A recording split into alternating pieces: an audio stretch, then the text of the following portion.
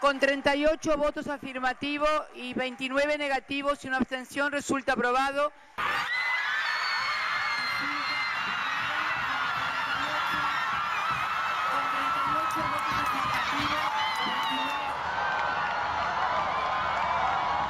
Bueno, lo que estamos viviendo acá, aquí le llamamos la revolución de las pibas, porque decimos que nuestras abuelas nos dieron el derecho al voto, nuestras madres el derecho al divorcio, y ahora nosotras le vamos a dar a nuestras hijas el derecho al aborto.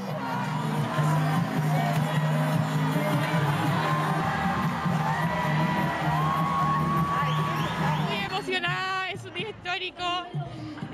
Hoy es historia, no hay más que decir, no hay más palabras. Porque aborto legal en Argentina significa que tenemos el país con mayor habitantes, con mayor población, con despenalización y legalización, en un contexto totalmente restrictivo, ¿no?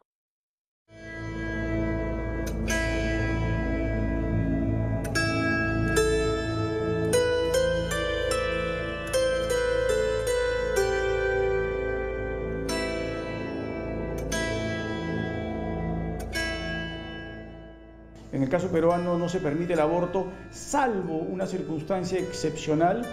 Que el aborto es una práctica que si no se legaliza en nuestro país va a seguir sucediendo. Yo aborto porque es mi cuerpo, no es así. Es porque tú tienes una responsabilidad sobre ese niño que tienes dentro del vientre. El movimiento conservador como eje central y de su discurso pone al feto, ¿no? Y el movimiento pro decisión de la legalización del aborto pone en medio a la mujer, ¿no?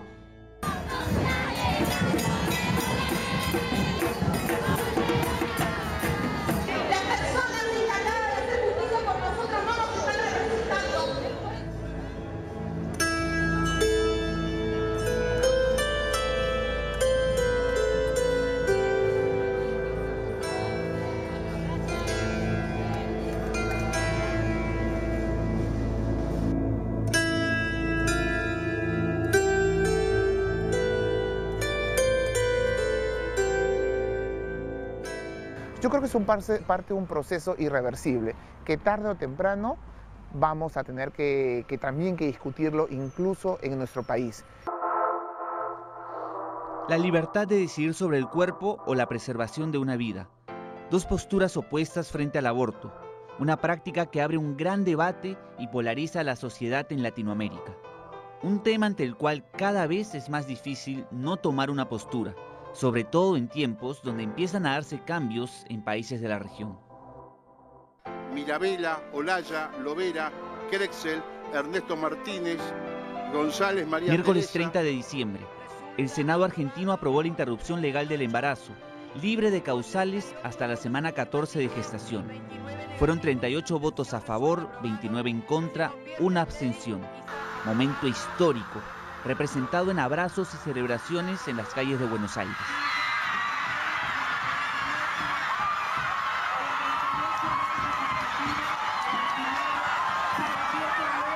Venimos desde hace años pidiendo este derecho por decidir sobre nuestro cuerpo, de poder tener el aborto legal y que no sea más clandestino. La interrupción voluntaria del embarazo, que lo que se va a permitir a partir de ahora, una vez que esté reglamentada la ley, es la interrupción del embarazo hasta la semana 14 inclusiva.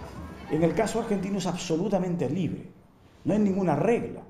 14ª semana, 2 semanas más incluso que en los países europeos, y sin expresión de agravio alguno puede interrumpir la gestación libremente. Es muy importante porque es nuestra posibilidad de ser ciudadanas plenas, ¿no? Desde 1921 que no teníamos la posibilidad de decidir plenamente y soberanamente sobre nuestros cuerpos y sobre nuestros futuros de vida, sobre nuestros proyectos de vida. Creo que es el reconocimiento pleno del Estado de nuestra ciudadanía. Para las mayores de 16 años, obviamente, se considera que el consentimiento, o sea, la persona gestante, la mujer, da el consentimiento, y eso sería todo lo necesario para efectuar la interrupción voluntaria del embarazo. En el caso de las menores de 13 años, van a necesitar firmar un consentimiento y un acompañamiento de una persona. que bueno, esto es algo que también se va a tratar de ver a la hora de la reglamentación, cómo se va a llevar a cabo, obviamente, porque justamente en Argentina, como en toda América Latina, uno de los principales problemas que tenemos es el embarazo adolescente y de niñas. Es decir, estamos hablando de una autorización del tutor, de su representante o de los padres. Por lo menos uno de ellos, dice la norma argentina. De 13 a 16 años, lo que se exige es que esté presente, no que autorice, una persona de cercanía con quien quiere interrumpir la gestación. ¿Familiar necesariamente? No, dice con vínculo afectivo. La noticia dio la vuelta al mundo. Tuvo un especial impacto en Latinoamérica. Para mí es un día histórico, para mí es una lucha de todas las compañeras y de las que ya no están. Entonces lo que la ley ahora dice es que si una institución, un efector de salud, no puede garantizar la interrupción voluntaria del embarazo, porque no cuenta con el personal y los profesionales de la salud que lo llevan a cabo, lo que tiene que hacer es derivar a otro centro de salud que tenga similares características y hacerse cargo de todos los costos y las gestiones que eso implica. Es así que Argentina se convirtió junto a Uruguay en los únicos países de Sudamérica en permitir legalmente la interrupción del embarazo. Una ley aprobada luego de haber sido rechazada por el Senado en 2018. Acá en Argentina teníamos el aborto autorizado en algunas causales, que eran particularmente dos. Una era si la persona gestante había sufrido una violación y la otra era si la persona gestante, a raíz del embarazo, podía perjudicar de alguna manera o atentar contra su integridad física, su salud. ¿Qué ocurrió en 2 años para que pueda darse un giro respecto a un tema con posiciones tan arraigadas?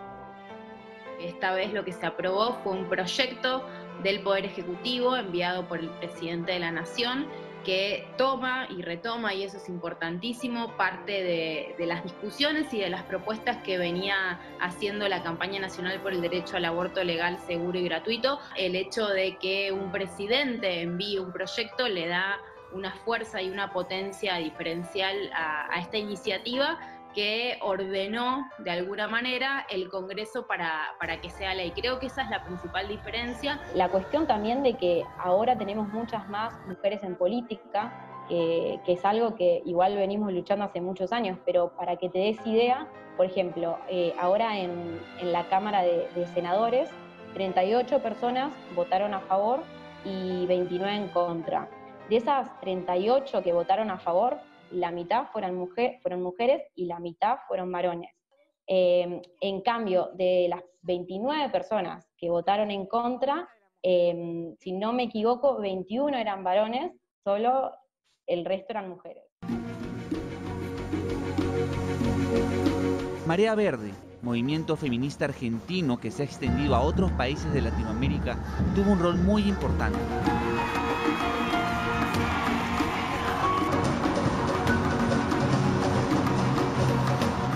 Y el segundo punto, que en el caso argentino es evidente, es la presencia de un movimiento social que creo que ha sido fundamental.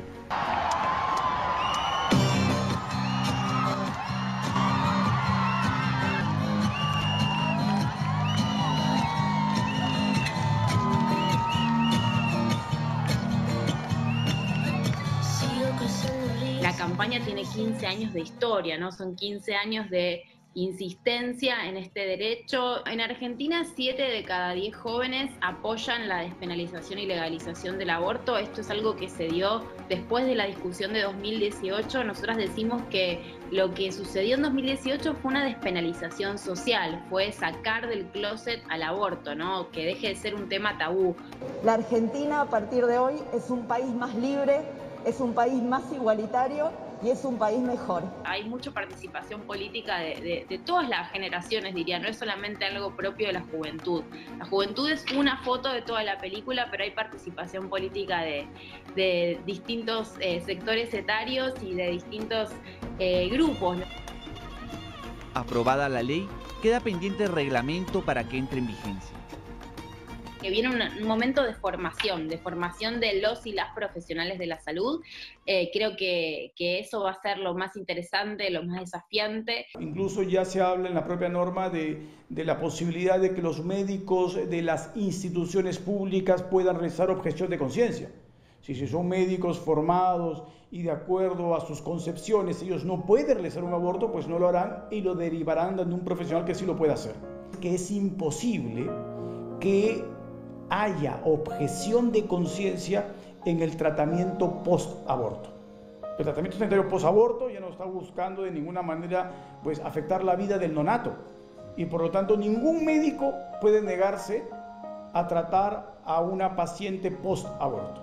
Sobre los objetores de conciencia es un obstáculo, pero también entendemos que es un derecho la objeción de conciencia que tienen los y las profesionales, así que estamos atentas a eso y a que se cumpla con la derivación, porque la ley dice algo muy interesante, que es que si en ese centro de salud hay objetores, sí o sí se tiene que derivar a otro centro de salud. Entonces esperamos que se cumpla. Salió otra ley que por ahí quizás no se habla tanto afuera o no lo sé, pero es el plan de los 1000 días, que también es justamente para hacer acompañamiento a las mujeres que deciden llevar adelante embarazos y maternar hasta los 3 años de vida de los niños y las niñas. O sea, no solo garantizar la salud y el bienestar, ya sea físico, social y económico, de los niños y niñas, sino también de esas madres gestantes.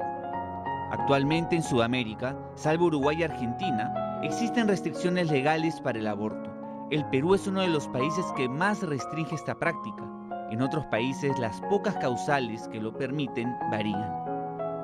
El aborto legal en Argentina significa que tenemos el país con mayor habitantes, con mayor población, con despenalización y legalización, en un contexto totalmente restrictivo, ¿no? Porque en nuestra región tenemos países en donde es una mujer que tiene un evento obstétrico, un problema en el parto o durante su maternidad puede llegar a ir presa hasta 40 años, ¿no? Condenada a 40 años, como lo es El Salvador. Todos somos conscientes, sea legal o ilegal, el aborto exista, es real. Es una cuestión científica de reconocer que la vida empieza en la concepción y moral de aceptar y reconocer que está mal matar a una persona, ya sea antes o después del nacimiento. Ahora siento que la marea verde lo posibilitó y que esto se va a trascender a América Latina entera. Creemos que el derecho al aborto es una cuestión de derechos humanos, de salud pública y de justicia social.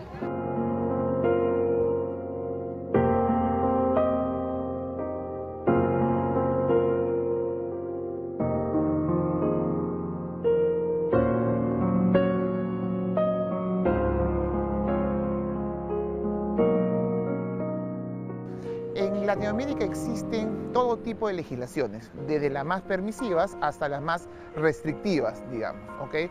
Hay países que no admiten en ninguna circunstancia el aborto. Me parece que lo de Argentina es un buen paso, que de alguna manera Argentina se adapta o se adhiere a las corrientes internacionales, sobre todo occidentales. Bueno, esto dice mucho de nuestra región en muchos sentidos. Dice que somos una región aún bastante conservadora en materia de derechos, ¿ok? A la mujer le ha costado muchísimo más ganar derechos. Es una región, si uno ve los últimos 100 años, esto es parte de un proceso a través del cual la mujer ha ido ganando el derecho a votar, el derecho a divorciarse, el derecho a adquirir una herencia, el derecho a estudiar y hoy el derecho a decidir sobre su cuerpo pues en gestación. Son además derechos que de alguna manera han sido señalados por el Comité de Derechos Humanos de la ONU, por la Comisión Interamericana de Derechos Humanos. Es decir, estos debates no son solamente nacionales, también se expresan en organismos internacionales y que creo que sirven de apoyo justamente en este debate. Yo creo que es parte de un proceso irreversible, que tarde o temprano vamos a tener que también discutirlo incluso en nuestro país.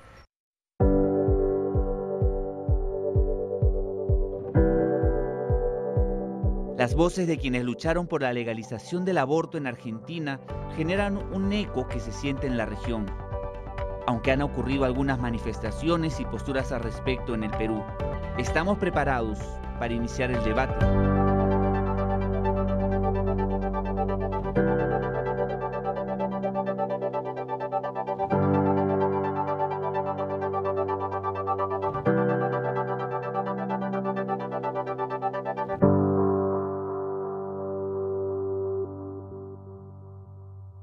Esa pregunta que usted hace es buena. ¿Por qué? Porque la Constitución lo que reconoce es que la vida se protege desde la concepción. Sin embargo, el momento de concepción como tal es un momento que no se puede acreditar.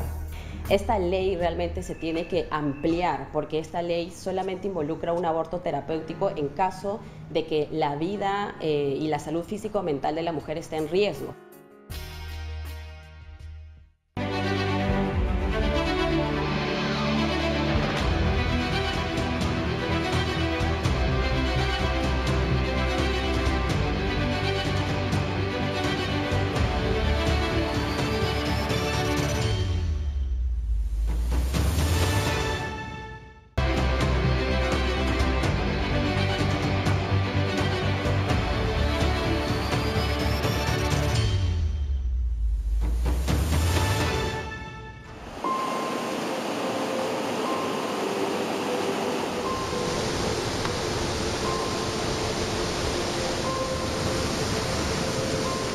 No es un secreto ni un tabú las prácticas de abortos clandestinos en el país.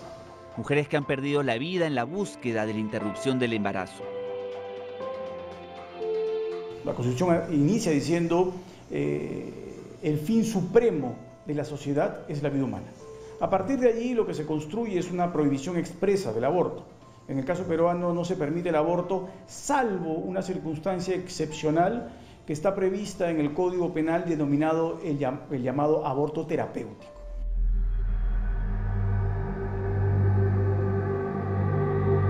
¿De qué manera sanciona la ley el aborto? La gran discusión en el caso peruano también ha sido que la punibilidad de dos modalidades de aborto en la práctica son prácticamente una permisión. Me estoy refiriendo al llamado aborto sentimental y al llamado aborto eugenésico.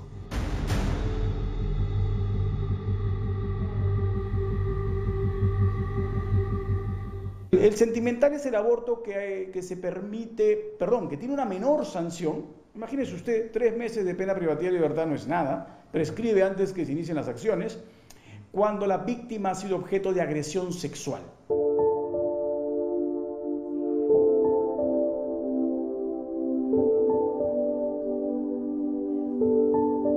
Y la otra posibilidad es el eugenésico, cuando lo que es posible es malformaciones y taras graves en el neonato.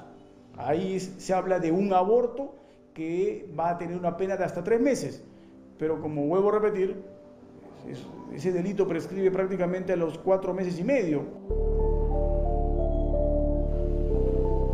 Penas que, según el abogado Julio Rodríguez, son prácticamente permisivas. En el autoaborto, la mujer que se practica ella misma el aborto, la pena llega hasta los 2 años. En el aborto consentido se le practica una pena de hasta 3 años. En el caso del aborto no consentido, la pena puede ser hasta 5 años a quien realice el aborto de aquella mujer que no consintió el aborto.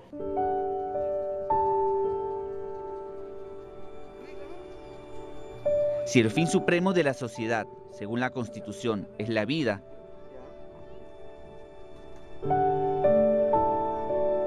¿en qué momento la ley actúa en los casos de aborto? ¿Abre esto una posibilidad legal de que se pueda permitir el aborto o no? El hecho de que en las primeras semanas no haya vida, según algunos puntos de vista. Esa pregunta que usted hace es buena. ¿Por qué? Porque la Constitución lo que reconoce es que la vida se protege desde la concepción. Sin embargo, el momento de concepción como tal es un momento que no se puede acreditar, que no se puede probar para el derecho penal, por ejemplo.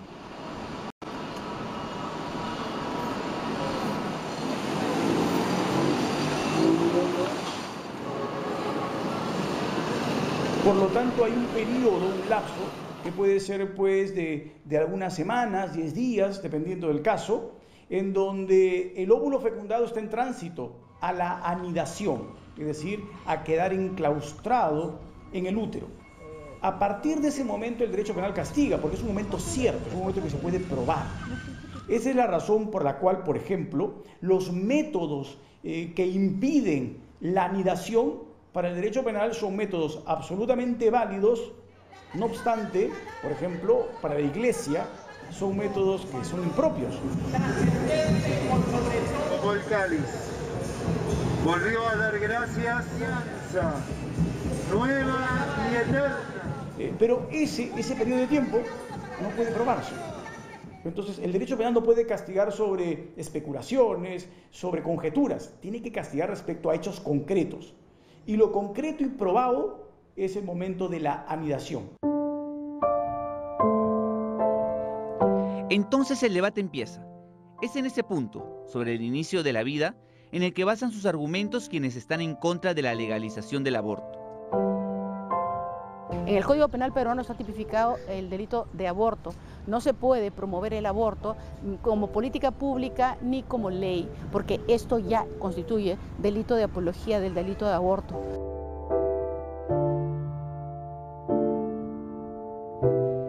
La causal por riesgo de vida y la salud es la única que permite el aborto.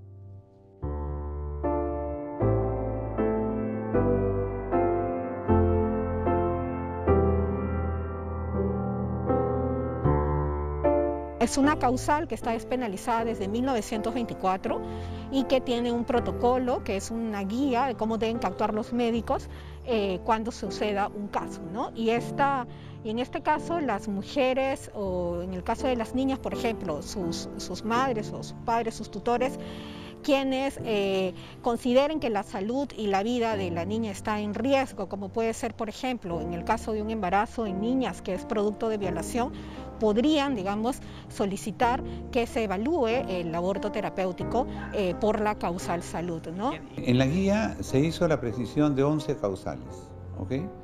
Dentro de ellas se señalaron causales que tenían que ver con problemas cardíacos, respiratorios, enfermedades de endocrinológicas, etcétera, ¿no?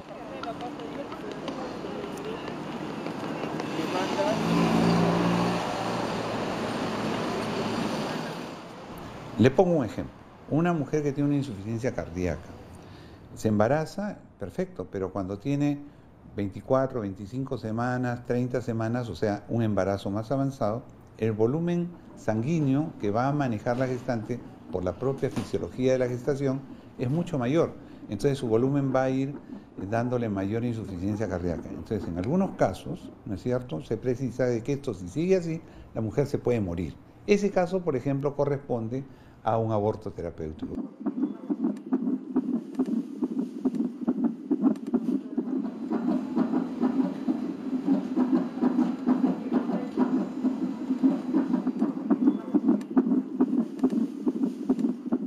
Se puso un artículo, que es el artículo 11, donde se colocaba que otras enfermedades que no estaban escritas también podían ser incluidas si es que se demostraba que había riesgo de la salud de la mujer o riesgo de vida. El aborto terapéutico lo debe conocer todos los médicos. ¿Por qué?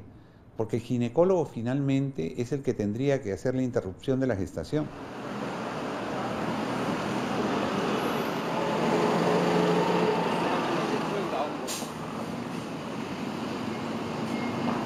Se habla del riesgo de vida, pero también a su salud, a un mal grave y permanente. La salud, de acuerdo a la definición de la Organización Mundial de la Salud, no solamente físico, sino también mental. Y entonces uno puede decir, pero mental, ¿cómo podemos interpretar en el aborto terapéutico lo mental? Yo le voy a decir algo. En el año 2012, en el Perú, la primera causa de suicidios fueron los embarazos en adolescentes. 58% de muerte materna indirecta, 58% de muerte materna indirecta en adolescentes fue debido a suicidios. O sea, quiere decir que la salud mental también mata, enferma.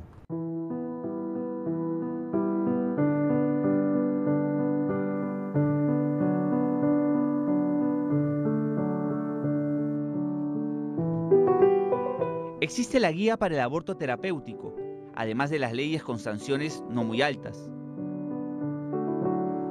Sin embargo, más allá de lo legal y médico, existe también una visión social reclamada por un sector. Hay que entender lo que es el aborto. El aborto no es una situación fácil, es una situación muy compleja y muy difícil, que creo yo que quienes podrían expresar lo que se siente de tener un aborto es una mujer. Yo soy varón, yo puedo tratar de entender lo que ocurra, pero jamás voy a sentir lo que puede sentir una mujer cuando se interrumpe su gestación. Las mujeres y los cuerpos gestantes somos las personas que podemos salir a hablar y debatir sobre esto, porque somos las personas perjudicadas si es que las leyes o los derechos no están a nuestro favor. Esta ley realmente se tiene que ampliar, porque esta ley solamente involucra un aborto terapéutico en caso de que la vida y la salud físico-mental de la mujer esté en riesgo. Pero esto es muy paradójico, porque no involucra un aborto en temas de violación sexual.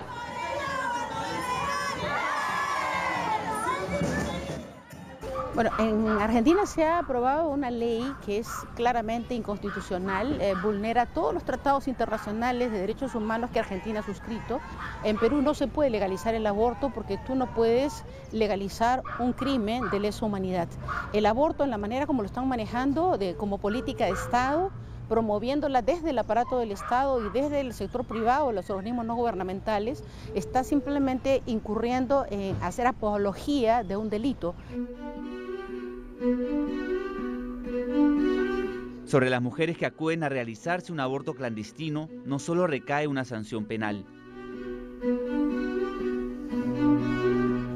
Yo tengo muchas pacientes también, mujeres, que se han realizado un aborto y llegan a consulta con un montón de culpa, ¿no? ¿Por qué lo hice? Mi familia me juzga, esto no, seguro no estuvo bien, cuando en un momento también sintieron alivio de haberlo hecho, pero hay una dicotomía de pensamientos que eso es lo que influencia en ellas y evidentemente eso les puede generar una depresión, pero no a causa del aborto per se, ¿no? Sino el aborto a causa de lo que se significa a nivel de sociedad y a causa de lo que el Estado las obliga a ir en búsqueda de un aborto precarizado y evidentemente exponiendo su salud física y mental. Esto va a tener un impacto en ellas. El aborto es un trauma adicional, o sea, le sumas al trauma de la violación el trauma del aborto.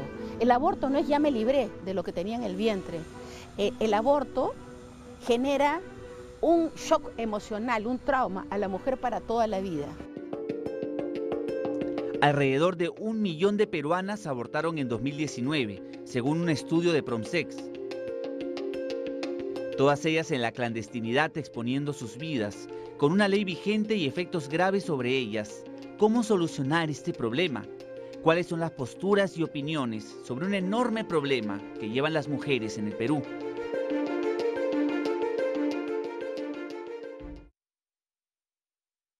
Nosotras creemos que el derecho a decidir de las mujeres debería estar garantizado en todas sus causales. Es decir, que no se debería obligar a las mujeres a continuar con un embarazo no deseado.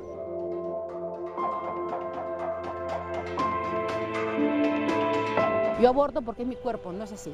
Es porque tú tienes una responsabilidad sobre ese niño que tienes dentro del vientre.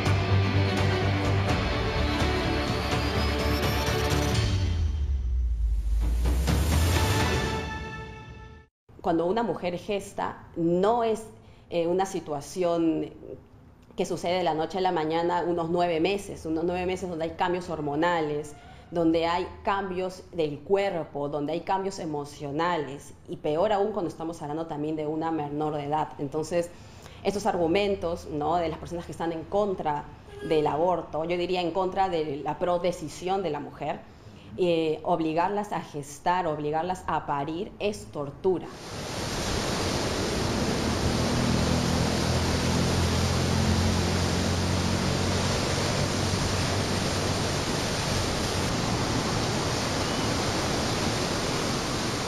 La vida y la libertad, cada una como base de argumentos de posturas colindantes frente al enorme problema social del aborto.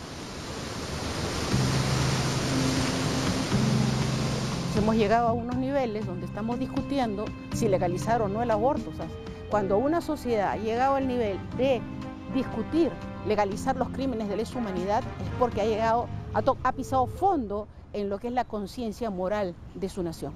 El concebido es un ser humano. que todavía no nace, pero ya es un ser humano con todos los derechos. Entonces, decidir suprimirle la vida, o sea, asesinarlo en el vientre de su madre, es un crimen. La vida comienza en el instante mismo que se junta el óvulo con el espermatozoide y a esto se llama concepción. No es cuando anida el óvulo fecundado en el útero, como pretenden aplicar una serie de personas erróneamente o intencionalmente para poder justificar un crimen de lesa humanidad como es el aborto. En este caso el parricidio es hacia los hijos, de los padres hacia los hijos, que deciden simplemente no tenerlos, digamos, fuera del vientre y los asesinan dentro del vientre.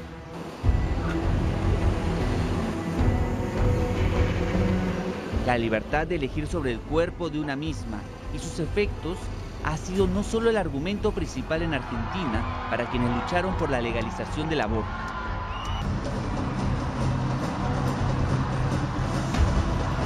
Nosotras creemos que el derecho a decidir de las mujeres debería estar garantizado en todas sus causales. Es decir, que no se debería obligar a las mujeres a continuar con un embarazo no deseado, no solamente no planificado, sino no deseado porque atenta directamente contra su salud mental, también puede ser contra su salud física, contra sus proyectos de vida y convivir la vida que las mujeres quieran vivir.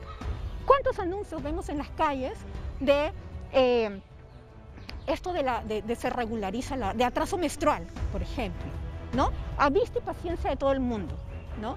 Eso es porque muchas mujeres desesperadas, por cualquier motivo que genere su desesperación, van a acudir a esta práctica. Para muchas mujeres es muy doloroso tener que enfrentarse a la clandestinidad y al estigma, ¿no? Es muy doloroso no saber a dónde ir, no saber qué hacer, tener que hacerlo a escondidas, tener que buscar a alguna amiga, a alguien que te ayude. Y es muy injusto y doloroso que niñas tengan que verse obligadas a continuar con embarazos producto de este crimen, ¿no? Que las mujeres tengan que verse obligadas a continuar con el dolor extensivo de una violación. Es uno de los puntos de debate entre ambas posiciones. Hombres y mujeres pueden decidir respecto a su cuerpo, eso es indiscutible, eso es parte de los tratados de derechos humanos en bioética y justamente ninguna persona puede ser sometida a ningún tratamiento que no autorice la propia persona.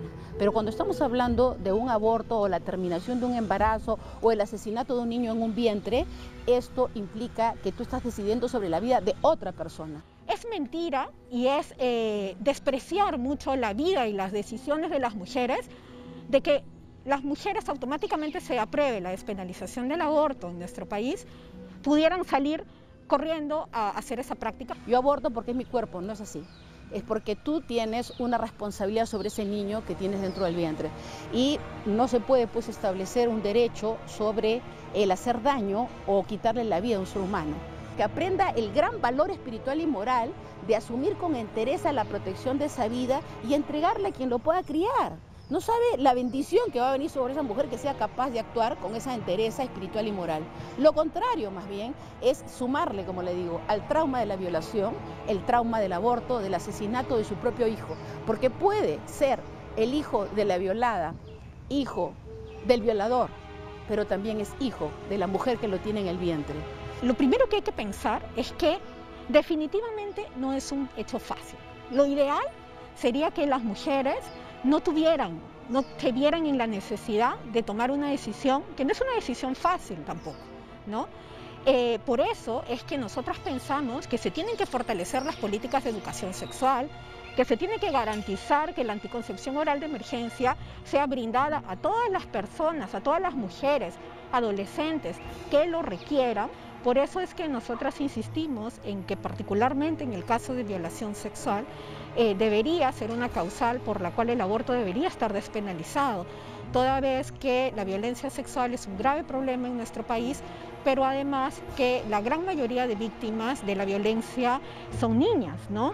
En el 2020, por lo menos hasta octubre, se registraron 981 casos de niñas menores de 14 años que tuvieron partos y estos fueron producto de una violación. Entonces, que consideren la adopción como una solución no es viable, considerando también que la adopción en 5 años no pasa las 1.500 adopciones, ¿no? Sabiendo que al año hay 28.000 embarazos en menores de edad. Entre el debate, en medio de dos posturas, la mujer sumida en algo que no es un secreto a voces, ni mucho menos un tabú. ¿Se puede acabar con los embarazos no deseados? Con una buena educación sexual, por supuesto que sí. Y de hecho le digo con alguna autoridad, porque hace 25 años que hemos hecho programas sobre sexo, mentiras y verdad, con un movimiento que era Provalores y que todavía existe, y que entrábamos a los colegios y enseñábamos a los niños conceptos de lo que era el cuidarse, el cuidar la integridad, la dignidad, para luego, cuando tú de tener la edad adecuada, poder pues comprometerse en una relación formal con alguien y formar una familia, ¿no? Casarse y formar una familia. Evidentemente necesitamos políticas integrales para luchar contra la violencia sexual. Prevención, mejorar la atención, el acceso a la justicia, pero para proteger también la vida de esas niñas que se ve profundamente afectada por este tipo de circunstancias, de hechos, ¿no?, terribles, también deberíamos garantizar que puedan acceder a la interrupción voluntaria de un embarazo que ha sido producto de un crimen, ¿no? Nacen ahora los colectivos de gasto también. Ambas posiciones quizás coinciden en una mayor presencia del Estado, pero con políticas muy distintas. O sea, el Estado más bien debería invertir en hacer una cultura de soporte espiritual, emocional, material para estas mujeres que se encuentran totalmente abandonadas. Ya te embarazaste, ya no vas a estudiar, no vas a trabajar, no vas a hacer nada, te vas a quedar cuidando hijos. ¿Quién se lo dice? Su propia familia. Porque la cultura no ha sido educada en la sociedad para que la familia sea un soporte para la mujer que pasa por una tragedia en esa situación. Educación sexual para decidir, anticonceptivos para no abortar, y aborto legal para no morir. ¿Qué quiere decir esto? Que el aborto es una práctica que si no se legaliza en nuestro país va a seguir sucediendo. Las mujeres van a seguir interrumpiendo embarazos no deseados o incluso forzados. La diferencia es que las mujeres que tienen recursos van a poder hacerlo de forma clandestina pero segura, y las que no lo van a hacer de forma clandestina e insegura. Es decir, sus vidas van a estar en riesgo. El aborto es una agresión, es un crimen de lesa humanidad, tanto para el niño en el vientre, que es asesinado, como para la madre, que la obligan a abortar. Porque yo le digo, he visto infinidad de casos de mujeres que se ven obligadas a abortar porque el hombre las abandona, porque la familia le dice, ¿te has embarazado? Y ahora tú verás lo que haces, ¿no? Y por ahí una amiga le dice, yo conozco una señora que hace esto. Ese es el tema, la falta de apoyo. No solamente se ven expuestas a lo difícil que puede ser tomar una decisión de estas, sino también al riesgo sobre su salud. Según Promsex, el 17% de mujeres que interrumpieron su embarazo con pastillas necesitaron ser hospitalizadas. Este porcentaje aumenta a 49% entre las mujeres que tuvieron un aborto quirúrgico. Primero hay que considerar que la mujer en el Perú, cuando va en búsqueda de un aborto, tiene que ser un aborto clandestino. Y acá vemos que hay diferentes circunstancias. Evidentemente, una mujer con mayor acceso económico puede ir en búsqueda de un aborto clandestino, probablemente en un lugar con mejor salubridad. Pero una mujer pobre no va a llegar a un aborto con todas las medidas de seguridad correspondientes. Evidentemente, esta mujer lo busca en los pisos donde dice atraso menstrual. La razón, la tasa de abortos por 1.000 mujeres en Perú estaba entre 40 a 50 por 1.000 mujeres. En Holanda, en Francia, en España, no llegan a 10 por 1.000 mujeres. Y ahí es legal. Entonces usted dice, ¿cómo va a ser que en países donde es legal hay menos abortos? Claro, porque donde hay el sistema legal es para que la mujer que aborta lo haga en condiciones muy seguras, pero tiene que haber un sistema que prevenga cualquier posibilidad de embarazos no planificados.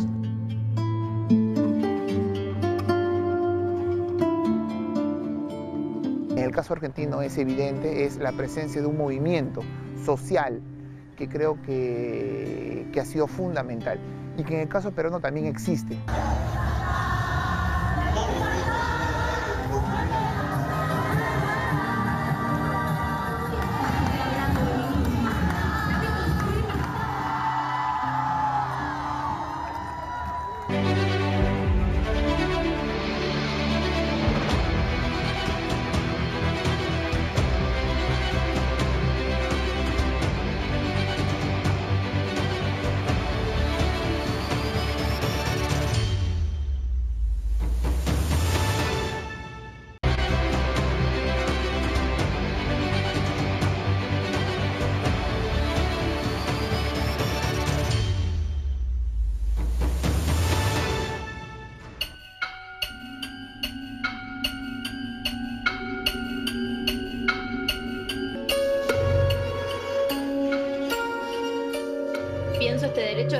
enfoque de salud y desde un enfoque sanitario. Y en Argentina tenemos al año 39.000 internaciones de mujeres por abortos inseguros que tienen secuelas y que dejan huellas en su cuerpo esta práctica cuando es realizada por fuera del sistema de salud.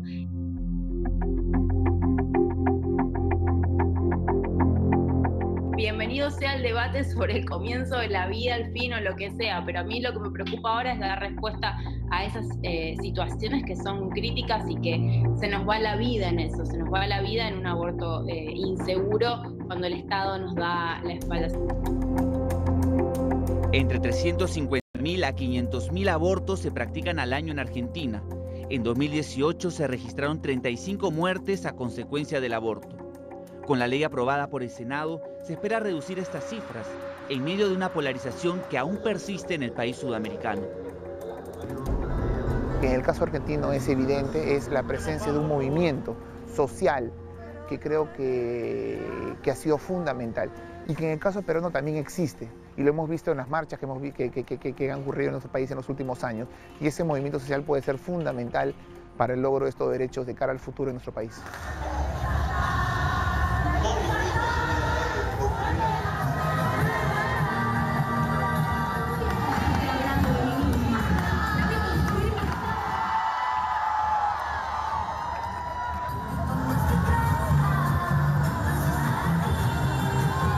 Vemos que es como una victoria simbólica al momento de derrotar un montón de paradigmas católicos que están enquistados en el gobierno, en el Estado. Aires de cambios, luego de años de debates y manifestaciones que quizás podrían llegar a otros países latinoamericanos. Tendríamos que decir que en el Perú han habido en los últimos años momentos de debate interesante referido a derechos no solamente de la población femenina, sino también de la población LGTB. Han habido momentos de discusión que no se han podido concretar en mayores derechos. Pero me parece que ahí está la agenda.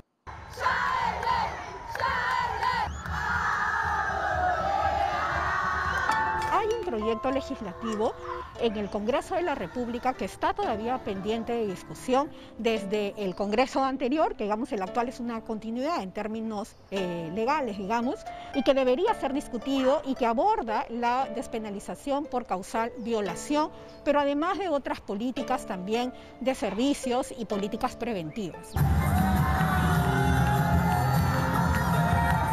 Todas esperamos que realmente sea una influencia gigante para toda esta zona sur, ya que en Latinoamérica el aborto es considerado un crimen. Sin un debate claro en las instituciones, las posiciones antagonistas entre sí se hacen sentir en nuestro país. En realidad no es la gente en las calles, son unas ONGs financiadas por todo un aparato de poder internacional que nos está imponiendo esta agenda de la muerte, de reducción de la población por los medios, entre paréntesis, de control de la natalidad, entre ellos el aborto. Para ellos es un método de control de la natalidad. Nos dejan muy en claro de que una mujer en lucha, en la calle, constantemente velando y luchando para conquistar sus derechos, lo puede lograr. Entonces, esto es una influencia a nivel político, a nivel movimiento, a nivel social, que esperamos que en verdad siga para adelante. No necesariamente, porque podemos encontrar dentro de la derecha un sector muy liberal que, si bien puede tener pocas similitudes en materia económica con la izquierda, pues de ahí puede tener sí muchas similitudes en materia social, como por ejemplo el derecho del aborto. Así que esto no es un reclamo solamente de la izquierda, porque incluso en la izquierda existen sectores contrarios a este tipo de políticas. Existe una izquierda cristiana, una izquierda religiosa que no es tan favorable a este tipo de políticas. Así que, digamos, encasillar este tema como una demanda sola o exclusivamente de la izquierda, me parece que es un error.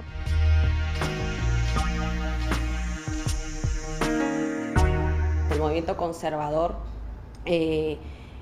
como eje central y de su discurso, pone al feto, ¿no? Y el movimiento pro decisión de la legalización del aborto pone en medio a la mujer. Un sistema calmado durante años frente a nuevos vientos que agitan la marea. La vida o la libertad. La vida y la libertad. En la clandestinidad aguarda un problema social a la espera de algún punto medio, quizás una solución. Estamos listos como sociedad para un debate